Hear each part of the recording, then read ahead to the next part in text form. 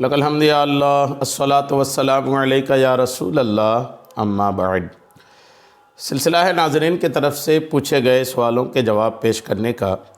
ہمارے ناظرین میں سے ایک نے یہ سوال کیے ہیں کہ روزہ ہم رکھ رہے ہیں اور روزے کے دوران 5-6 گھنٹہ ہم کام بھی کر رہے ہیں، لیکن ہمیں روزہ کے رکھنے کے بعد بھی بھوک پیاس نہیں لگتی، تو بھوک پیاس نہیں لگنے کی وجہ سے کیا ہمارا روزہ قبول ہوگا؟ یہ ان کا سوال ہے۔ آئیے توجہ کے ساتھ جواب سنیے۔ کیا روزہ کے لیے بھوک اور پیاس کی شدت کا محسوس ہونا ضروری ہے؟ کیا روزے دار کو بھوک اور پیاس کی تکلیف ہونا یہ ضروری ہے؟ اگر کسی روزہ دار کو روزہ رکھنے کے بعد بھی بھوک کا احساس نہ ہو، پیاس کا احساس نہ ہو اور وہ دن بھر میں کام بھی کر رہے ہوں، تو کیا ان کا روزہ قبول نہیں ہوگا؟ کیا صرف انہی کا روزہ قبول ہوگا جنہیں بھوک اور پیاس کی شدت محسوس ہوتی ہے؟ آئیے کیا اس معاملے میں رہنمائی ہے؟ توجہ کے ساتھ جواب سننے کی سعادتیں حاصل کیجیے۔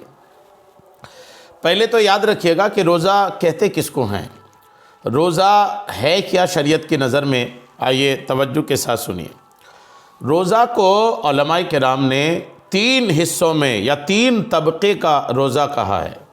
3 طرح کے طبقے کا الگ الگ ایک روزے کی حیثیت، روزے کا ایک درجہ علماء نے مقرر کیا ہے، جیسے عوام کا روزہ، خواص کا روزہ اور اخص الخواص کا روزہ۔ عوام کا روزہ کیا ہے؟ روزے کے لغوی معنی، ڈکشنری میں جو روزہ کا معنی ہے وہ ہے رکنا، لہٰذا شریعت کی اصطلاح میں صبح صادق سے لے کر غروب آفتاب تک، یعنی صبح صادق سے لے کر سورج ڈوبنے تک جان بوجھ کر قصداً کھانے پینے اور جماع یعنی ہم بستری سے رکے رہنے کو روزہ کہتے ہیں، اور یہی عوام یعنی عام لوگوں کا روزہ ہے۔ عام لوگوں کا روزہ یہی ہے کہ وہ صبح صادق سے لے کر سورج ڈوبنے تک کھانے پینے اور ہم بستری یعنی جماع سے رکے رہے، عوام کا روزہ یہی ہے۔ اگر کوئی اتنا کر لیا عام آدمی تو اس کا روزہ شریعت کی نظر میں ہو جائے گا۔ اب خواص کا روزہ کیا ہے؟ خواص کا روزہ یہ ہے کہ کھانے پینے اور جماع سے رکے رہنے کے ساتھ ساتھ، یہ 3 چیز تو ہے ہی ہے، ان 3 چیز کے ساتھ ساتھ جسم کے تمام اعضاء کو، جسم کے تمام حصوں کو برائیوں سے روکنا خواص یعنی خاص لوگوں کا روزہ ہے۔ جسم میں جتنے پارٹس آف باڈی ہیں، جتنے بھی باڈی کے حصے ہیں، تمام حصوں کو شریعت کے خلاف والے تمام کاموں سے بچا کے رکھنا، کھانا پینا اور جماع سے رکے رہنے کے ساتھ یہ بھی کر لینا، یہ خواص کا روزہ ہے۔ اخص الخواص کا روزہ کیا ہے؟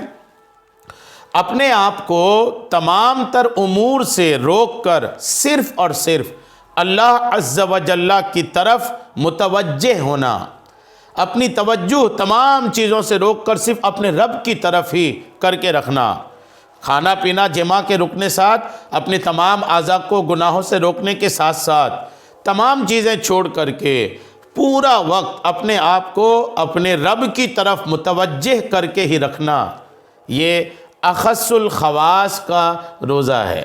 بار شریعت جلد 1 صفحہ 966 میں یہ بات لکھی ہوئی ہے۔ اچھا، اصل چیز روزے میں ہے کھانے پینے اور جماع سے رکے رہنا۔ اگر کوئی اتنا کر لیتا ہے تو شریعت کے نظر میں وہ روزہ ہے۔ اب جب روزہ صرف کھانے پینے اور جماع سے رک جانے کا نام ہے، یہ روزہ ہے، تو اس میں یہ بات تو شامل نہیں ہے نا کہ کھانے پینے سے رکا ہے تو بھوک پیاس بھی لگنی چاہیے، یہ بات نہیں ہے۔ کئی لوگوں کی جسمانی حالت مضبوط ہوتی ہے، صحت اچھی ہوتی ہے اور قوت اچھی ہوتی ہے بدن میں، تو دن بھر بھوکے رہنے کے بعد بھی انہیں احساس نہیں ہوتا کہ بھوک لگی، احساس نہیں ہوتا کہ پیاس لگی۔ آپ کو جو بھوک پیاس نہیں لگ رہی ہے نا، وہ آپ کی اچھی صحت کی علامت ہے۔ یہ پہچان ہے کہ آپ کی صحت اچھی ہے، آپ کی جسمانی طاقت مضبوط ہے، اس لیے آپ کو اس کا احساس نہیں ہوتا۔ تو احساس نہیں ہونا یہ روزہ نہیں ہوگا، ایسا نہیں ہے۔ روزہ آپ کا ہو جائے گا، روزے میں آپ کا کوئی فرق نہیں پڑے گا۔ قبول ہونے کا نہ ہونے کا معاملہ وہ تو اللہ تعالیٰ پر ہے۔ روزہ شریعت کی نظر میں آپ کا ہو جائے گا۔ روزہ ہو جانا ایک الگ چیز ہے، بارگاہ الہی میں اس روزے کا قبول ہو جانا یہ ایک الگ چیز ہے۔ آپ دعا کیجئے، میں بھی آپ کے لیے دعا کرتا ہوں کہ اللہ تعالیٰ نہ صرف آپ کے روزے کو بلکہ آپ جو بھی عمل نیک اعمال کر رہے ہیں اللہ تعالیٰ وہ نیک اعمال بھی آپ کے قبول فرمائیں۔ تو بہرحال بھوک اور پیاس کا احساس ہونا روزے میں ضروری نہیں ہے۔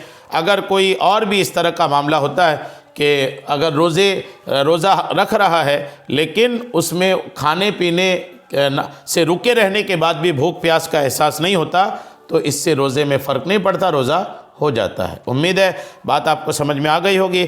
اللہ کریم ہم سب کو شریعت کے تمام مسائل سیکھنے، سمجھنے اور اس پر عمل کی توفیق عطا فرمائے۔